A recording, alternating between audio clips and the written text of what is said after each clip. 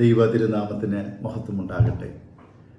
കർത്താവിനാൽ അനുഗ്രഹിക്കപ്പെട്ടവരെ, യാക്കോബായ സുറിയാനി സഭയുടെ ശ്രേഷ്ഠ കാതോലിക്ക ബാവായുടെ വാഴ്ച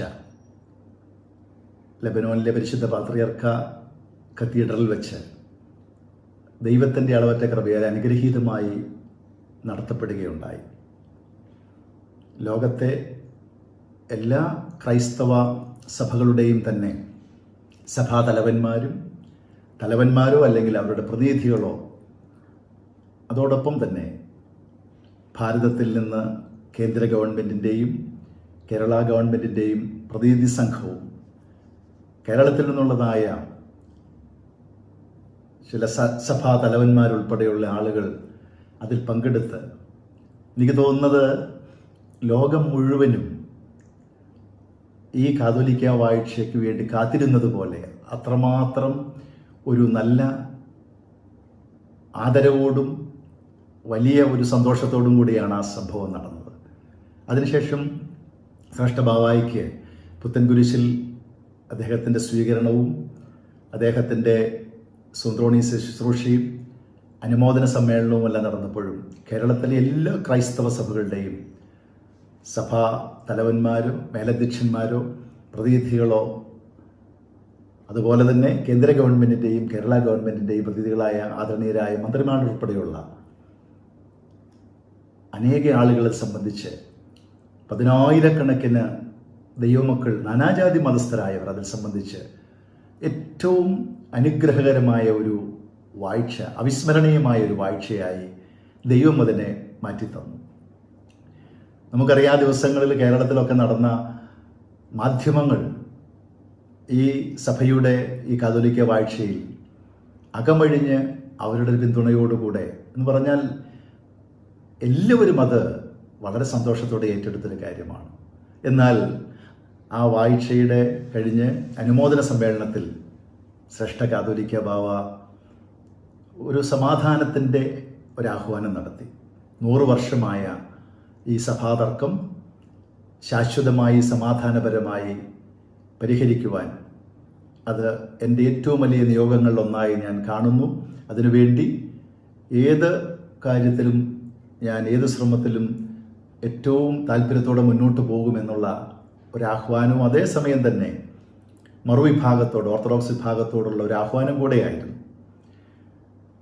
എന്നാൽ അദ്ദേഹത്തിൻ്റെ സമാധാനത്തിനുള്ള ആഹ്വാനത്തിന് നിർഭാഗ്യവശാൽ കോട്ടയത്തെ കാതോലിക്ക ബാവ, ആ കാതോലിക്ക ബാവ എന്ന് അദ്ദേഹത്തെ വിളിക്കുന്നത് അദ്ദേഹത്തിൻ്റെ ഒരു സാംസ്കാരിക നിലവാരത്തിലേക്ക് താഴാൻ ആഗ്രഹമില്ലാത്തത് കൊണ്ടാണ് അദ്ദേഹത്തെ അങ്ങനെ വിളിക്കുന്നത്. അദ്ദേഹം പരിശുദ്ധ പാത്രികീസ് ബാവായെയും പരിശുദ്ധ മാർപ്പാപ്പയെയും ഒക്കെ വിളിച്ച വാക്കുകൾ നമ്മൾ കേട്ടതാണ്.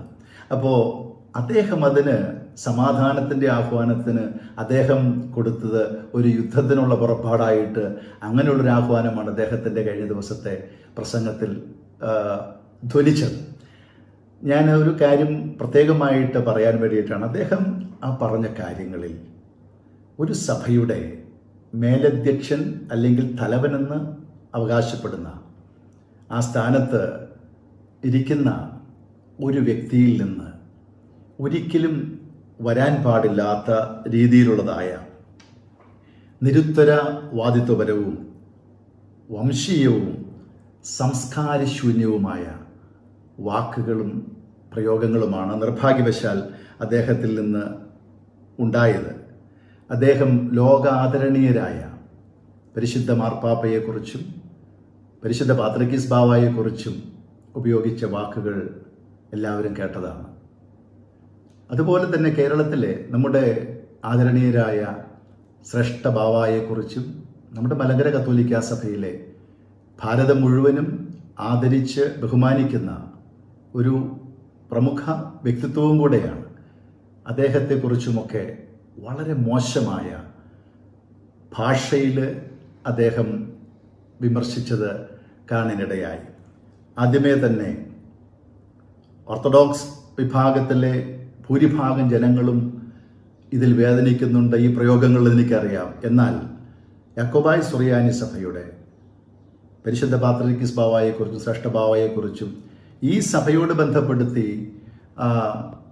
പരിശുദ്ധ കത്തോലിക്ക സഭയുടെ തലവനെക്കുറിച്ചും ക്ലീമീസ് ബാവായെക്കുറിച്ചും ഒക്കെ പറഞ്ഞ ആ നിരുത്തരവാദിത്വപരമായ അദ്ദേഹത്തിൻ്റെ ആ പ്രയോഗങ്ങളിൽ ശക്തമായ പ്രതിഷേധം പരിശുദ്ധ യാക്കോബായ സഭയ്ക്ക് വേണ്ടിയിട്ട് ഈ സമയത്ത് അറിയിക്കുകയാണ്.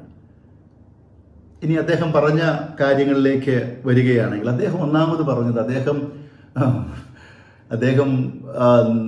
എന്താ നമുക്ക് പറയാൻ സാധിക്കുന്നത്, അദ്ദേഹം മുറവിളി കൂട്ടുന്നത് ഇവിടെ ബദൽ കാതോലിക്കയെ സൃഷ്ടിച്ചു 75 സൃഷ്ടിച്ചു, 2002 സൃഷ്ടിച്ചു, ഇപ്പോൾ 2025 ഞാൻ ആദ്യം പറഞ്ഞതുപോലെ ഈ കാതോലിക്ക വാഴ്ച എന്ന് പറയുന്നത് ഇത് രഹസ്യത്തിലൊന്നും നടത്തിയതല്ല.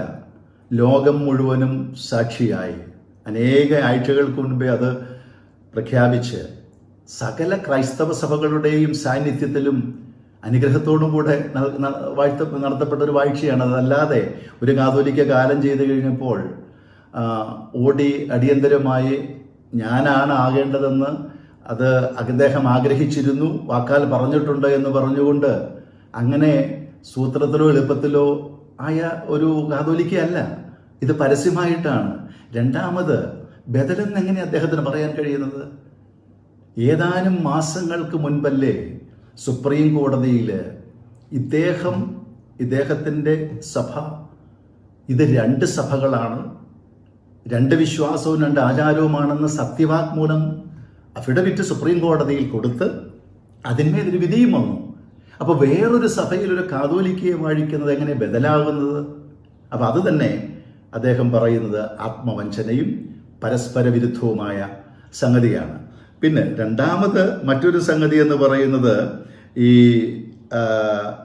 ഇത് കൊടുത്തത് ആ സത്യവാങ്മൂലത്തിൻ്റെ ഒരു ചതിയും കൂടെ എല്ലാവരും ഒന്ന് മനസ്സിലാക്കാൻ സാന്ദർഭികമായിട്ട് പറയുകയാണ്. എന്തിനാണ് അത്രയും കാര്യത്തിലേക്ക് പോയത് എന്ന് പറഞ്ഞ സെമിത്തേരിയിൽ പോലും കയറ്റാതിരിക്കാൻ, ഇത് വേറെ സഭയാണ്, ഞങ്ങളുടെ 34 അനുസരിച്ച് ഞങ്ങളുടെ ഇതനുസരിച്ച് വേറെ ആരെയും അവിടെ കയറ്റാനായിട്ട് ഞങ്ങൾക്ക് സാധിക്കുകയില്ല എന്നുള്ളത് വരുത്തി തീർക്കാനായിട്ട് ആ അതിമോഹവും ദുർമോഹവുമാണ്. അവസാനം അത് അഫിഡവിറ്റ് പിൻവലിക്കാനൊക്കെ ആയിട്ട് നോക്കിയെങ്കിലും നടന്നില്ല.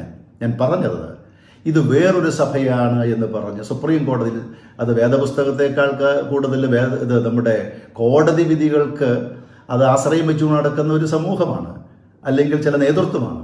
അവര് ഈ വേറൊരു സഭയിലെ കാതോലിക്കയെ വായിച്ച ബദലാവിടെ എങ്ങനെയാണ്? അതൊന്നാമത്തെ കാര്യം. രണ്ടാമത്തെ, ഇത് കാനോനിക കാതോലിക്ക ആണ് ഇപ്പോൾ വാഴിക്കപ്പെട്ടിരിക്കുന്നത്. അത് തന്നെയാണ് ഏറ്റവും വലിയ അദ്ദേഹത്തിൻ്റെ പ്രതിസന്ധി. എന്തുകൊണ്ടാണ് കാതോലിക്ക? കോടതി പറഞ്ഞിരിക്കുന്നത് അനുസരിച്ചുള്ള കാതോലിക്ക ഇത് തന്നെയാണ്. 95 റെസ്റ്റോഡിക്കേറ്റ് ആയിട്ടുള്ള വിധി, ആ വിധിയിൽ പറഞ്ഞിരിക്കുന്ന മലങ്കരയിലെ സഭയെക്കുറിച്ച് പറഞ്ഞിരിക്കുന്ന പ്രധാനപ്പെട്ടതായ 3 കാര്യങ്ങളുണ്ട്. അതിലൊന്നാണ് ആഗമാന സുറിയാനി സഭയുടെ ഭാഗമായ അന്ത്യോക്യ പാത്രിക്കീസ് ഈ സഭയുടെ സ്ഥാനന്യായേനെ ഒന്നാമതും കാതോലിക്ക കീഴ്സ്ഥാനീയമായി വരുന്ന സഭ, പത്രോസിന്റെ ശ്ലൈഹിക പിന്തുടർച്ച ഉള്ള സഭ. പത്രോസിന്റെ ശ്ലൈഹിക പിന്തുടർച്ച എന്ന് പറയുമ്പോൾ ആ സിംഹാസനത്തിന്റെ ഇതാണ്. അപ്പൊ ഇതെല്ലാം വെച്ചുള്ളതായ സഭയെന്ന് പറയുന്നത് മലങ്കരയിലെ സഭയുടെ അതിൻ്റെ കാതോലിക്ക എന്ന് പറയുന്ന പാത്രിക്കീസിന്റെ കീഴ്സ്ഥാനിയായി ആഗമാന സുറിയാനി സഭയുടെ ഭാഗമായ ആ സഭയ്ക്ക് വേണ്ടിയിട്ട് പാത്രിക്കീസ് കോടതി വിധി 95 പറഞ്ഞിരിക്കുന്ന ഒരു കാര്യമാണ്. അതിനു വേണ്ടിയിട്ടാണ് പാത്രിക്കീസ് ബാവ സകല അദ്ദേഹത്തിന്റെ അധികാരം ഉപയോഗിച്ച് ഈ കാതോലിക്കയെ വാഴിച്ചിരിക്കുന്നത്. മറ്റൊരു കാര്യം, കാതോലിക്കയെ വാഴിക്കാൻ ഞാൻ പല സന്ദർഭങ്ങളിലും പറഞ്ഞിട്ട് എന്നാൽ ഒന്നുകൂടെ പറയുകയാണ്. ഈ കാതോലിക്കയെ വാഴിക്കാനുള്ള ഇതാരാണ് ഇത് കാതോലിക്കയെ സ്ഥാപിച്ചത്? 5-ാം നൂറ്റാണ്ടിൽ സെലൂക്യായിലും പിന്നീട് ടൈഗ്രീസിലും കാതോലിക്ക, പിന്നീട് മഫ്രിയാന, അതിനുശേഷം ഇന്ത്യയിലും.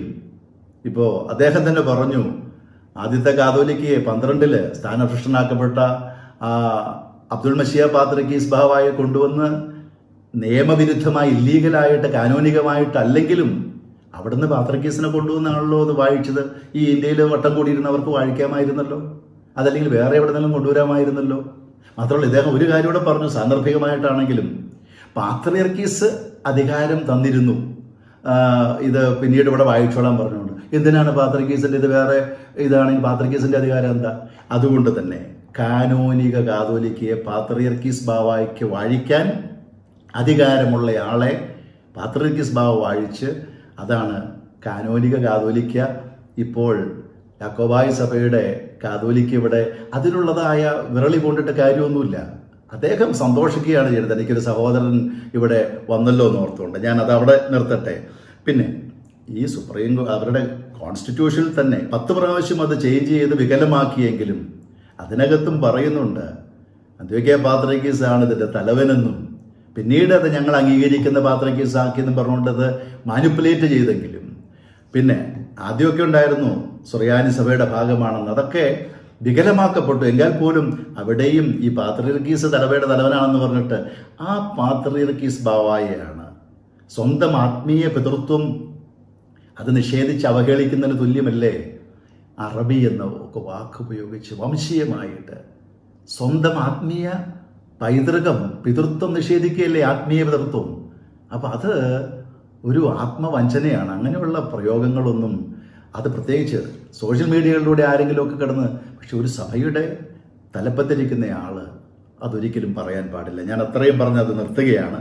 ഇനി രണ്ടാമത്തെ കോട്ടയത്തെ കാതോലിക്ക ബാവ, അദ്ദേഹം പറയുന്നു ഞങ്ങൾക്ക് വേറെ ആരും വേണ്ട, ഞങ്ങൾ തന്നെ വാഴിക്കുന്നു. പാത്രിയർക്കീസിൽ നിന്ന് കൈവപ്പ് ലഭിക്കാതെ അങ്ങനെയുള്ളൊരു സാഹചര്യത്തിൽ വന്നു കഴിഞ്ഞപ്പോൾ ഈ പിന്നീടുള്ള അദ്ദേഹത്തിൻ്റെ ഉൾപ്പെടെയുള്ള പൗരോഹിത്യത്തിൻ്റെ കാര്യങ്ങൾ വരെ ചോദ്യം ചെയ്യപ്പെടുന്ന അവസ്ഥകളിലേക്ക് വരും.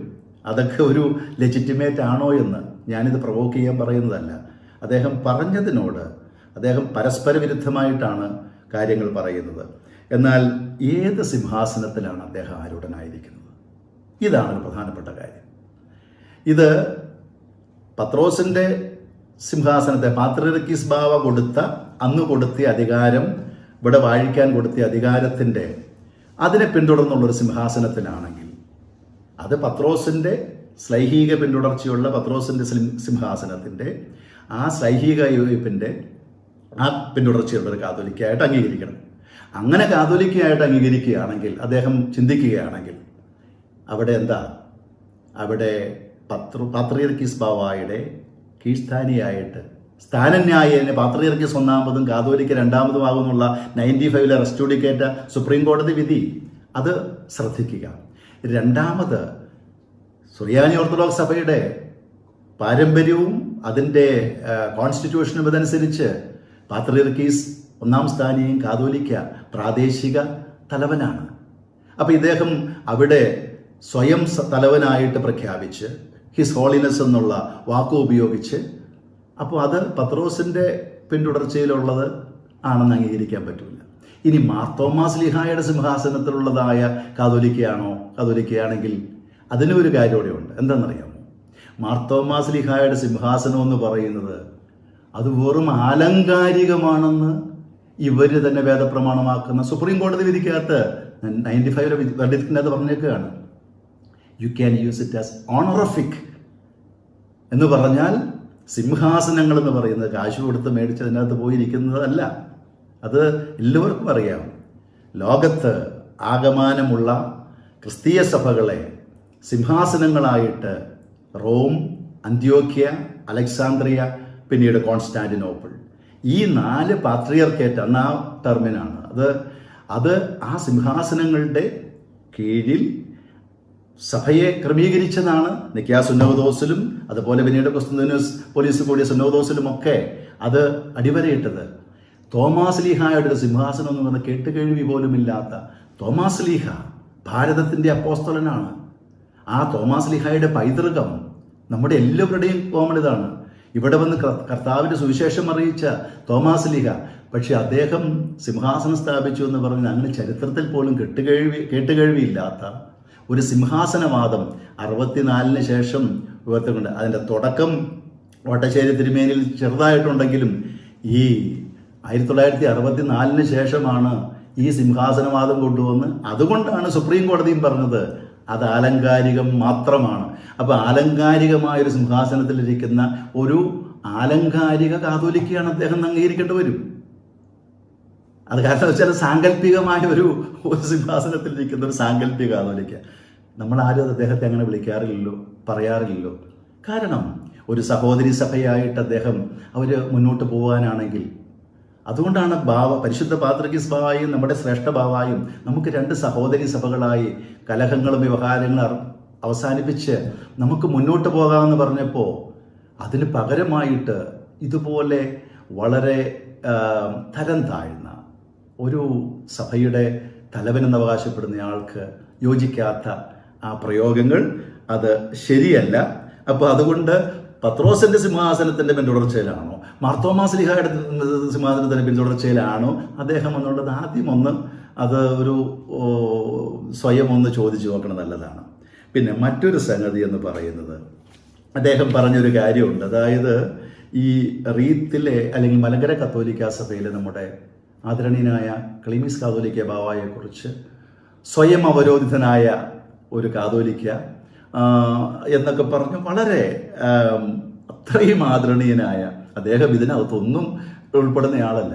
പക്ഷെ അന്ന് അദ്ദേഹം വാഴിക്കപ്പെട്ടപ്പോഴും ഒരു കോലാഹലം ഉണ്ടാക്കിയത് ഞങ്ങൾക്ക് മാത്രം അവകാശപ്പെട്ടതാണ്, അത് ഉപയോഗിക്കുന്നതിനെതിരായിട്ട് വത്തിക്കാൻ വരെ പോയി എന്നുള്ളത് നമുക്കൊക്കെ അറിയാം. എന്നാൽ ഞാൻ ചോദിക്കട്ടെ, കത്തോലിക്ക സഭയ്ക്ക് ഒരു കാതോലിക്ക ബാവായെ വാഴിച്ചു ഒരു ആർച്ച് ബിഷപ്പോ കർദിനാളോ കാതോലിക്കായോ ആ സഭയിലെ ദൈവമക്കൾക്ക് വിശ്വാസികൾക്കോ ആ സഭയ്ക്കോ ഇല്ലാത്ത ആവലാതി ഇദ്ദേഹത്തിന് എന്തിനാണത്? അപ്പം അങ്ങനെയാണെങ്കിൽ ഇദ്ദേഹം കാതോലിക്ക പദവി ഉപയോഗിക്കുന്നതിന് അവരുടെ മാന്യത കൊണ്ട് ഇതുപോലെ ഒരു സ്വയം അവരോധിതൻ എന്നുള്ളതായ ഒരു വാക്ക് അവരുപയോഗിക്കാത്ത അവരുടെ മാന്യത കൊണ്ടാണ്. അപ്പോൾ ഈ വത്തിക്കാനിൽ ഈ കാതോലിക്ക ബാവ, നമ്മുടെ ക്ലീമീസ് കാതോലിക്ക ബാവ ചെല്ലുന്നത് ഈ ഒരു വസ്ത്രാദികളോടുകൂടിയാണ്, വേഷഭൂഷാദികളോടുകൂടെ തന്നെയാണ്. അദ്ദേഹത്തിന്, ഞാൻ പുത്തൻകുരിശിൽ പറഞ്ഞതുപോലെ, അദ്ദേഹത്തിന് പരിശുദ്ധ പത്രോസിന്റെ പിൻഗാമിയായ മാർപ്പാപ്പയുടെ കൈവപ്പുള്ള, ഞാൻ പറഞ്ഞ ശരിക്കും ഒരു ഒതന്റിക് സിംഹാസനത്തിൽ നിന്ന് ആ പത്രോസിന്റെ സിംഹാസനത്തിന്റെ സൈഹിക കൈവപ്പ്, അതിനെല്ലാം ഉപരിയായിട്ട് എന്തുകൊണ്ടാണ് അവിടുന്ന് കൊടുത്തിരിക്കുന്നതിനെ കുറിച്ച് ഇവർ പറയുന്നു. എന്തുകൊണ്ടാണ് അദ്ദേഹം ഈ വസ്ത്ര വേഷഭൂഷാദികൾ അല്ലെങ്കിൽ കാതോലിക്ക ടൈറ്റിൽ അദ്ദേഹം ഉപയോഗിക്കുന്നതിൻ്റെ എന്താണ് കാരണം? അന്ത്യോക്യൻ സുറിയാനി പാരമ്പര്യത്തിൽ, ഇത് ഇവർക്ക് അറിയില്ലാത്തതുകൊണ്ടല്ല, അന്ത്യോക്യൻ സുറിയാനി പാരമ്പര്യത്തിൽ അടിയുറച്ച് വിശ്വസിച്ച് അത് വിശ്വസ്തയോടെയും സത്യസന്ധതയോടെയും കാത്തുപരിപാലിക്കുന്ന ഒരു സഭയായി മലങ്കര കത്തോലിക്ക സഭ, ആ പാരമ്പര്യത്തിൽ ഉള്ളതായ ഇതാണ് ഈ കാതോലിക്ക സ്ഥാനം. അദ്ദേഹത്തിൻ്റെ ജനങ്ങൾക്കുമില്ല. ഇതര കത്തോലിക്ക സഭയിലെ മറ്റ് വിഭാഗങ്ങളുണ്ട്, അവർക്കുമില്ലാത്ത ഒരാവനാതി കാണിക്കുന്നത് അത് വളരെ മോശമായി പോയി, തരം താഴ്ന്നു പോയി എന്നാണ് എനിക്ക് തോന്നുന്നത്. പിന്നെ ഒരു കാര്യവും കൂടെ, ഈ പരിശുദ്ധ പാത്രിയർക്കീസ് ബാവായെയും സുറിയാനി സഭയെയും ഇതിനെക്കുറിച്ചൊക്കെ ഇപ്പോൾ ഈ റീത്തിലെ കാതോലിക്ക ബാവായുടെ വേഷഭൂഷാദികൾ അദ്ദേഹം ടൈറ്റിൽ ഉപയോഗിക്കുന്നത്, കാതോലിക്ക എന്ന് ഉപയോഗിക്കുന്നതിനെയൊക്കെ നിശിതമായി വിമർശിച്ച് ഇത് പറയുമ്പോൾ ഒരു കാര്യം സ്വയം ചോദിക്കുന്നതാണ്, എന്താണ് ഇപ്പോൾ അവിടുത്തെ ഓർത്തഡോക്സ് വിഭാഗത്തിലെ കാതോലിക്ക ബാവ വെച്ചിരിക്കുന്ന മുടിത്തൊപ്പയും ഇദ്ദേഹം ഇട്ടിരിക്കുന്ന അംശവസ്ത്രങ്ങളും ഇതെവിടുന്ന് കൊണ്ടുവന്ന, ഏത് പാരമ്പര്യത്തിൽ നിന്ന് കൊണ്ടുവന്ന? അദ്ദേഹം പറയണത് നല്ലതാണ്. ഇത് അന്ത്യോക്യൻ സുറിയാനി പാരമ്പര്യത്തിൽ നിന്ന് ആ സഭയിൽ എത്രയോ വിദഗ്ധരായ പണ്ഡിതന്മാരായ വൈദികരും മേൽപ്പെട്ടക്കാരും ഒക്കെ ഉണ്ട്. ആ എം.ഒ. ജോണച്ചൻ്റെ ഒരു പ്രസംഗം യൂട്യൂബിൽ, അത് ഒത്തിരി വർഷങ്ങളായി, ഹിദായത്തുള്ള ഇവാനിയോസ് തിരുമേനിയെക്കുറിച്ച്, കോതമംഗലത്തെ ബാവായുടെ കൂടെ വന്ന അദ്ദേഹത്തെക്കുറിച്ചുള്ള ഒരു പ്രസംഗം അനുസ്മരണം നടത്തുന്നതാണ്. നമ്മൾ ഉപയോഗിക്കുന്ന വേഷഭൂഷാദികളും നമ്മൾ ഉപയോഗിക്കുന്ന ഈ കുർബാന ആരാധനാക്രമങ്ങളുമൊക്കെ ആ പിതാവ് കൊണ്ടുവന്ന അന്ത്യോക്യയിൽ നിന്ന് കൊണ്ടുവന്നാണ് അദ്ദേഹത്തിൻ്റെ അത് മാറ്റിക്കളയാൻ പറ്റില്ല. അത് അവിടെ വിവരമുള്ളവരും ഒക്കെ ഉള്ളതായ ആളുകൾ അത് ചിലപ്പോഴൊക്കെ ചിലരൊക്കെ മാറ്റി പറഞ്ഞാലും അത് കൃത്യമായിട്ട് പറഞ്ഞു. അതുകൊണ്ട് അല്ലെങ്കിൽ പിന്നെ ഇതൊക്കെ മാറ്റി കളഞ്ഞിട്ട് ഞാൻ ഈ പാരമ്പര്യവും ഇതൊന്നും വേണ്ട എനിക്ക്, ഞങ്ങളിവിടെ ഒക്കെ എത്രയോ ശ്രേഷ്ഠമായി നമ്മുടെ ഭാരതവും ഭാരത സംസ്കാരവും ഇവിടെ നമ്മുടെ ഇതൊക്കെ ഉണ്ട്. അപ്പം ഞാൻ ഇത്രയും പറയാൻ കാരണം, സ്വയം മറന്ന്, നമ്മൾ ചിലരെക്കുറിച്ച് പറയും തല മറന്ന് എണ്ണ തേക്കുക എന്ന് പറയും. അത് ഒട്ടും ബാവായിൽ ഞങ്ങളതൊന്നും പ്രതീക്ഷിക്കുന്നില്ല. കാരണം വെച്ചാൽ അങ്ങനെ പറയാൻ ഉള്ളൊരു സ്ഥാനമല്ല ഇപ്പോൾ അദ്ദേഹം ഇരിക്കുന്നത്. അപ്പോൾ അതുകൊണ്ട് തന്നെ ഞാനത് സ്നേഹത്തോടുകൂടെ പറയുകയാണ്. ഇതൊക്കെ തൻ്റെ ആ റൂട്ട്സൊക്കെ തിരിഞ്ഞു നോക്കുമ്പോൾ നമുക്കറിയാം. ഞാൻ ഒരു കാര്യം കൂടെ പറഞ്ഞ് അവസാനിപ്പിക്കുക, ഒത്തിരി നീണ്ടു പോകുന്നുണ്ട്. ഈ 1600 പള്ളികൾ ഞങ്ങളുടെയാണ് മലങ്കരയിൽ. ഞാൻ ചോദിക്കട്ടെ, മനസാക്ഷിയോടൊന്ന് ചോദിച്ചു നോക്കിയാൽ അറിയാമോ, യാക്കോബായ സുറിയാനി സഭയുടെ ഈ സഭ, അതുകൊണ്ടാണ് 12 വരെ ഈ സഭ ഒരുമിച്ച് ആയിരുന്ന സഭയാണ്. അതിന് ശേഷമാണ് പിളർന്നു പോയത്. അതിനുശേഷം 64 പരിശുദ്ധ പാത്രിക്കീസ് ബാവ വന്ന സഭയുടെ യോജിപ്പ് പൂർണ്ണമായി. അതിനുശേഷം വീണ്ടും 75 നടന്ന പിളർപ്പിൽ എന്താ സംഭവിച്ചത്? യാക്കോബായ, പ്രത്യേകിച്ച് വടക്കൻ പ്രദേശങ്ങൾ, യാക്കോബായ സഭയുടെ അവിടെ ഒന്നും ഒറ്റ മെത്രാൻ കക്ഷി വിഭാഗത്തിൽപ്പെട്ട ആളുകൾ ഉണ്ടായിരുന്നില്ല. ഈ വടക്കൻ പ്രദേശങ്ങളിൽ യോജിച്ച സമയത്തിരുന്ന വൈദികരോ മെത്രാപ്പൊലിത്തമാരോ കുറച്ചു പേര് കൂറി മാറിപ്പോയി. അതോടൊപ്പം തന്നെ കുറച്ച് ആളുകളെയും കൊണ്ടുപോകാൻ കഴിഞ്ഞ് അന്ന് കുറേ പള്ളികളും നമ്മുടെ കുറേ സ്ഥാപനങ്ങളും, എന്തിനാ തർക്കുന്നത്ത് സെമിനാരി ഉൾപ്പെടെയുള്ളത് നഷ്ടപ്പെട്ടു. ഞാൻ പറഞ്ഞു പോയി കഴിഞ്ഞാൽ പരിമല പള്ളിയുടെ പോലും ആധാരം ഒന്ന് പരിശോധിച്ച് നോക്ക്. 2017 സുപ്രീം കോടതി വിധി വന്നതിന് ശേഷം 60 പള്ളികൾ യാക്കോബായ സുറിയാനി സഭയുടെ മാത്രം പള്ളികളാണ്. ഞാനിത് പറയാൻ കാരണം, ഇതിൻ്റെ എല്ലാം നമുക്കറിയാം, നമ്മൾ ജീവിക്കുന്ന ഒരു നിയമസംഹിതയുള്ള ഒരു രാജ്യത്താണ്. ഈ പള്ളികളുടെ എല്ലാം ആധാരം ഒന്നെടുത്ത് പരിശോധിച്ചാൽ പരിശുദ്ധ അന്ത്യോക്യ സിംഹാസനത്തിന് കീഴിൽ ആ വിശ്വാസത്തിൽ നിലനിന്ന് യാക്കോബായ സുറിയാനി സഭ ഇവർക്ക് വേണ്ടി നമ്മൾ കൃത്യമായി എഴുതി വെച്ചിരിക്കുകയാണ്. ഇതൊന്ന് അതിൻ്റെയൊക്കെ നമ്മളുടെ ആധാരങ്ങളൊന്ന് പബ്ലിഷ് ചെയ്യും. അപ്പോൾ ഒരർത്ഥത്തിൽ പറഞ്ഞാൽ കൊള്ളയടിച്ചുകൊണ്ട് പോവുകയാണ് ചെയ്തത്. ഞാൻ ആ ഭാഷ ഉപയോഗിക്കുന്നത് കാരണം തൊട്ടടുത്ത മുളന്തുരുത്തി സെമിനാരിയുടെ തൊട്ടടുത്ത് തന്നെയാണ്. 10-15,000 യാക്കോബായ വിശ്വാസികളുള്ള ഒരു ഇടവകയാണ്. അന്ത്യോക്യയിൽ വന്ന പിതാക്കന്മാരുടെ കബറിടങ്ങളുള്ള ഇതാണ്. പത്രോസ് 4 പാത്രിക്കീസ് ബാവ വന്ന് മലങ്കരയിൽ ആദ്യമായിട്ട് ജനാധിപത്യ സംവിധാനം സഭയിൽ എവിടെ ഉണ്ടാക്കി. അങ്ങനെ ചരിത്രപ്രസിദ്ധമായ മുളന്തുരുത്തി സുന്നഹദോസ് നടന്ന സ്ഥലമാണ്. ആ പള്ളി ഉൾപ്പെടെ തൊട്ട് താഴെയുണ്ട് 3-4 കോടി രൂപ മുടക്കി 200 വീട്ടുകാരാണ് ഓർത്തഡോക്സ് വിഭാഗത്തിൽ അവിടെ ഉണ്ടാകുന്നത്. അവർക്ക് വേണ്ടിയിട്ട് പള്ളി പണിതിട്ടുണ്ട്. എന്നിട്ട് ആ പള്ളി ഉൾപ്പെടെ, പിറവം പള്ളി ഉൾപ്പെടെ, ചരിത്ര പ്രാധാന്യമുള്ള പുരാതന പള്ളികൾ ഉൾപ്പെടെ 60 പള്ളികൾ പിടിച്ചെടുത്തുകൊണ്ട് പോയില്ലേ? അവിടെയൊക്കെ ആധാരണം ഇത് ആരുടെയാണ്? ഈ 1600 കണക്ക് പറയുമ്പോൾ ഇനിയും ഇപ്പോൾ അതെ, ഇപ്പോൾ 6 പള്ളികളുടെ മഴുവന്നൂർ ഉൾപ്പെടെയുള്ള 6 പള്ളികളുടെ ഇത് നിന്നപ്പോഴാണ് അവിടെ ഇതിനൊരു താൽക്കാലികമായിട്ടെങ്കിലും ദൈവത്തിൻ്റെ കൃപ കൊണ്ട് കോടതികളും പൊതുസമൂഹമൊക്കെ ഈ കള്ളത്തരവൊക്കെ മനസ്സിലാക്കി തുടങ്ങി. അത് തടസ്സപ്പെട്ടു. അപ്പം അതുകൊണ്ട് ഈ പള്ളികളുടെ കാര്യങ്ങൾ ഇത് പറഞ്ഞു കഴിഞ്ഞപ്പോൾ ഇത് യാക്കോബായ സഭയുടെ, അല്ലെങ്കിൽ ഓർത്തഡോക്സ് സഭയുടെ ഒരു കുരിശടി പോലും, കുരിശും തൊട്ടി പോലും യാക്കോബായക്കാരൻ എവിടെയെങ്കിലും പിടിച്ചുകൊണ്ട് വന്നിട്ടുണ്ടെങ്കിൽ ഒന്ന് പറ. അപ്പം അതുകൊണ്ട് ഈ 1600 കണക്കൊക്കെ പറയുമ്പോൾ വളരെ ആലോചിച്ചൊക്കെ പറയണം. അത് സ്നേഹത്തോടെ പറയുകയാണ്. ഇനി മറ്റൊരു പ്രധാനപ്പെട്ട കാര്യം എന്ന് പറയുന്നത്, മലങ്കര സഭ എന്ന് പറയുന്നത് ഓർത്തഡോക്സ് സഭയാണെന്നാണ് അദ്ദേഹം പറയുന്നത്. അതുകൊണ്ടാണ് ഞങ്ങൾക്ക് അവകാശപ്പെട്ടത്. ഇതിനകത്ത് ഈ പേരുണ്ടോ? ഇതെല്ലാം ദൈവാദനം കൊണ്ട് ഇപ്പോൾ മഞ്ഞപ്പോൾ ഇത് വന്ന് മലങ്കര മാർത്തോമാ സുറിയാനി സഭ, മലങ്കര കത്തോലിക്ക സഭ എന്ന് മലങ്കര വരുന്നതെല്ലാം ഞങ്ങളുടെ ഒന്നും പറഞ്ഞ് അടുത്തതിലേക്ക് പോവാതിരിക്കുന്നത് നല്ലതാണ്. അപ്പോൾ എന്താണെങ്കിലും ഈ മലങ്കരയിലെ സഭയെന്ന് പറയുന്നത് സുപ്രീം കോടതി കൃത്യമായിട്ട് 2017 ജൂലൈ 3 വിധിയുടെ 184 ഏറ്റവും അവസാനത്തെ ക്ലോസിൽ പറയുന്നുണ്ട്, ഇരുവിഭാഗങ്ങളും യാക്കോബായ ഓർത്തഡോക്സ് വിഭാഗങ്ങൾ. ഈ 2 മാസം മുൻപ് സുപ്രീം കോടതിയിൽ അന്ന് നടന്ന ആർഗ്യുമെൻ്റ് നിങ്ങളെല്ലാവരും അത് ഓൺലൈനിൽ കാണാൻ പറ്റുമായിരുന്നു. അവിടെ ഓർത്തഡോക്സ് വിഭാഗം ഉന്നയിച്ചൊരു വാദമെന്ന് പറയുന്നത് എന്താ? മലങ്കര സഭ എന്ന് പറയുന്നത് ഞങ്ങളാണ്, അതുകൊണ്ട് ഞങ്ങൾക്ക് അവകാശപ്പെട്ടതാണിത്, ഞങ്ങളുടെ പള്ളികളാണ്. അവിടെ ജസ്റ്റിസ് സൂര്യകാന്ത് ഒരു ചോദ്യം ചോദിച്ചു. നിങ്ങൾ സെമിത്തേരി ബില്ല്, ബഹുമാനപ്പെട്ട കേരള ഗവൺമെൻറ് സെമിത്തേരി ബില്ല് അംഗീകരിക്കുന്നു എന്നിപ്പോൾ പറഞ്ഞല്ലോ, സത്യവാങ്മൂലം തന്നല്ലോ, അതൊന്നും എടുക്കാൻ പറഞ്ഞു. അതിൻ്റെ അകത്ത് മലങ്കര സഭയെക്കുറിച്ച് പറഞ്ഞിരിക്കുന്നത് എന്താണെന്ന് ചോദിച്ചു. ഓർത്തഡോക്സ് യാക്കോബായ വിഭാഗങ്ങൾ. അപ്പോൾ ഇത് രണ്ടും ചേർന്നതാണെന്ന് പറഞ്ഞു.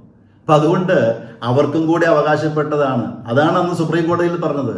അപ്പം അതുകൊണ്ട് കണ്ണടച്ച് യാഥാർത്ഥ്യങ്ങൾ ഇരുട്ടാക്കാനായിട്ട് ശ്രമിക്കാതെ ഈ സഭയുടെ പള്ളികൾ, യാക്കോബായക്കാർ, പാവപ്പെട്ട ആളുകൾ, ഇനി ഇതുമായിട്ട് ബന്ധപ്പെട്ടൊരു കാര്യമുണ്ട്. ഈ പള്ളികൾ പിടിച്ചെടുക്കാൻ ചെല്ലുമ്പോഴേ ഒരു ട്രസ്റ്റിൻ്റെ ആണെന്ന് പറഞ്ഞുകൊണ്ട് 2017 വിധിക്ക് ശേഷമാണ് ഒരു ട്രസ്റ്റിൻ്റെയാണ് ഈ പള്ളികൾ. 95 പറഞ്ഞിട്ടുണ്ട് ഓരോ പള്ളിയും ആ ഇടവകയിലെ ആളുകൾ കഷ്ടപ്പെട്ടുണ്ടാക്കിയതുകൊണ്ട് ഈ ട്രസ്റ്റിൽ നിന്നും പൈസ കൊടുത്തല്ല ഈ പാവപ്പെട്ട ഞാൻ ഈ പള്ളി പണിതേക്കണം. അതിപ്പോൾ ഓർത്തഡോക്സ് സഭയിലെ ആണെങ്കിൽ ഇപ്പോൾ പള്ളി പണിത് കഴിയുമ്പോൾ താക്കോല് മേടിച്ചുകൊണ്ട് പോകില്ലേ? അതുകൊണ്ടല്ലേ പല സ്ഥലത്തും പ്രശ്നം ഉണ്ടായത്. ഈ പള്ളി പണിതുന്നത് കെട്ടുതാലി വരെ പണയപ്പെടുത്തിക്കൊണ്ട് ഈ പാവപ്പെട്ട ആളുകൾ ഒരു ദേവാലയം ഉണ്ടായി കഴിയുമ്പോൾ അതിൻ്റെ അധികാരി ഞാനാണെന്ന് പറഞ്ഞുകൊണ്ട് എൻ്റെ ട്രസ്റ്റിൻ്റെ കീഴിലാണെന്നും പറഞ്ഞുകൊണ്ട് വന്നു കഴിയുമ്പോൾ ആ സുപ്രീം കോടതി വിധിയിൽ പറഞ്ഞിരുന്ന 95 പറഞ്ഞതെന്താ, ഓരോ പള്ളിയുടെയും ഭൗതികമായ കാര്യങ്ങൾ ഇടവക പൊതുയോഗത്തിനാണ് അതിൻ്റെ പരമാധികാരം എന്നാണ് പറഞ്ഞേക്കുന്നത്. രണ്ടാമത് അതിൻ്റെ ഓണർഷിപ്പ് ഈ സ്വത്തുക്കൾ കൈയടക്കിക്കൊണ്ട് പോകാനായിട്ട് അതിന് അനുവാദം കൊടുത്തിട്ടില്ല അത്. അപ്പോൾ ഇതെല്ലാം ഒരു ട്രസ്റ്റിൻ്റെ കീഴിലേക്ക് ആക്കിക്കൊണ്ട് അങ്ങനെ ഒരു ദ്രവ്യാഗ്രഹം, ഈ ദ്രവ്യാഗ്രഹം ഒന്ന് അവസാനിപ്പിച്ചു കഴിഞ്ഞാൽ സഭാ വിഷയം തീരും. എന്തിനാണ് ഇതെല്ലാം? അവനവനുള്ളത് അവനവൻ സൂക്ഷിക്കുക.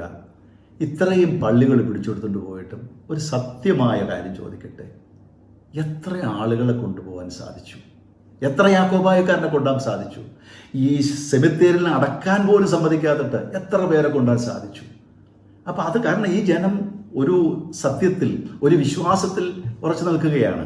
അപ്പം അതുകൊണ്ട് ആ പള്ളിപിടുത്തം ഈ ഞങ്ങളുടെയാണ് 1600 എന്നും പറഞ്ഞുകൊണ്ട് അത് വെറും ഒരു മിഥ്യാലോകത്ത് ജീവിക്കാതെ സത്യമായ കാര്യങ്ങൾ, ആ ആധാരം ഒന്ന് പൊതുസമൂഹത്തിന് മുമ്പിൽ കാണിച്ചു കൊടുക്കും. അതാണല്ലോ ഒരു ലാൻഡിൻ്റെ ഉടമസ്ഥാവകാശം, ഒന്ന് കാണിച്ചു കൊടുക്കുക. ഞാൻ ഏറ്റവും ലളിതമായിട്ട് പറയുകയാണ്. ഇനി മറ്റൊരു പ്രധാനപ്പെട്ട എനിക്ക് തോന്നുന്നത്, ഇപ്പോൾ ഇവിടെ നടക്കുന്നത് ഈ പ്രതികരണമൊക്കെ കുറച്ച് നിരാശ കാണും. കാരണം ഒരു കാതോലിക്ക ഇവിടെ വന്നു. രണ്ടാമത്തേത്, ഇത്രയും കാലം ഒരു കോടതി വിധിയുടെ മറവിൽ ഒരിതുമില്ലാതെ പോലീസിനെയും കൊണ്ട് വന്ന് പള്ളിപിടുത്തം, അതിനൊരു തടസ്സം വന്നു കഴിഞ്ഞപ്പോൾ അതിലുള്ള നിരാശ കാണും. കാരണം ഇപ്പോൾ അത് നടക്കുന്നില്ല.